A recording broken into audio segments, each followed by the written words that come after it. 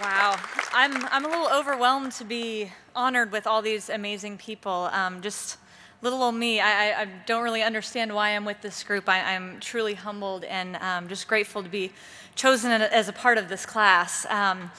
And I grew up as a gymnast, and I have to tell you, wanted to be Mary Lou Retton like every young gymnast does, and just realized that over in the museum, my Wheaties box is now sitting next to her Wheaties box, and so this is a big day for me. But now I'm in here not for gymnastics, but because I like to jump off of a 3-story building, do a couple of flips, and go in the water without a splash, which is totally normal. And if you've never had the honor of doing that, one commentator says it great. It's 30 feet looking up, but it's 100 feet looking down. And my coach, because of that, has often said, you can't dip your toe in off 10 meter and see if the water feels nice before you jump in. You have to make that commitment. You have to take that leap of faith off of a 10 meter. You can't just, try. You either do it or you don't. And diving has taught me some really great lessons that I've been able to carry over into my life, and I just love to share some of those with you. One of them is that we will face obstacles. Leaving a college scholarship and coming home to train for the Olympic Games, I found myself 3 months out of the Olympics with a shattered right foot, a big purple cast, and not really sure what to do there.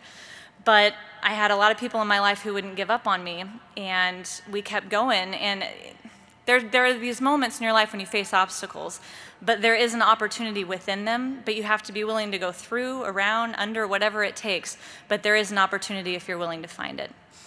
And also, I've had a lot of people in my life tell me that I can't do things. When I was 15, I decided to try this great sport of junior Olympic diving, and I told my drill team instructor that I was quitting to try this great sport of diving, and she said, "You're too old to try something new." I was 15. The next year, my sophomore year in high school, my high school diving coach kicked me off the team for being a waste of space. So I wasn't off to a great start, but I chose not to believe them because I had these big, crazy dreams that I wanted to achieve, and every step of the way, I always had people tell me, no, you can't do that, you're not going to be good enough, or, what's the point? Not everybody achieves their dreams. Why even bother? But all of us are standing here in front of you today, living proof that those dreams can come true, and that makes them worth fighting for. And the most important lesson that I've learned, which I think a lot of people have touched on tonight, is that while you may have seen me up on those video screens standing there in front of the world by myself, I certainly did not get there on my own. I had some very important people in my life, and I'd like to recognize them. One of them is my college coach, Matt Scoggin, right here in the front row, University of Texas, and he was pretty incredible. We had my second NCAAs. I had a wrist injury, and I had trouble warming up, and I couldn't get all my dives off, and he told me a story of another diver who got so mentally into it, he didn't have to warm up either, and he could just do all his dives great. He was crazy enough to believe that I would believe this story, and I did, and we went out and won our second NCAA championships. And one of the most precious things to me is when I actually decided to leave school for a year and a half, which I did go back and get my degree. I know all my UT women are here. I did finish. But when I told him I was leaving my scholarship in my last year of eligibility to go home and train for the Olympics, he wasn't mad, he wasn't angry. He, with tears in his eyes, said, "I'm sad and we'll miss you, but if I was in your shoes, I'd do the same thing." And that meant the world to me, having that support of Matt and his wife, Becca.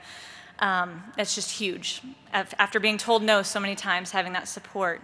And my coach, Kenny Armstrong, who I dove with for 17 years, is right here in the front row, the big bald guy. He's happy there's a few that match him up here. He was crazy enough to believe in me when I was young, and I told him I wanted to go to the Olympics. He said, "Okay, I think we can do that." And when I came home and we ended up with a shattered right foot and 3 months to go before the Olympic trials, he didn't give up on me either. He came to my house and he says, "Are we going to do this?" And I said, "Yeah." He says, "Okay, well, we don't look back."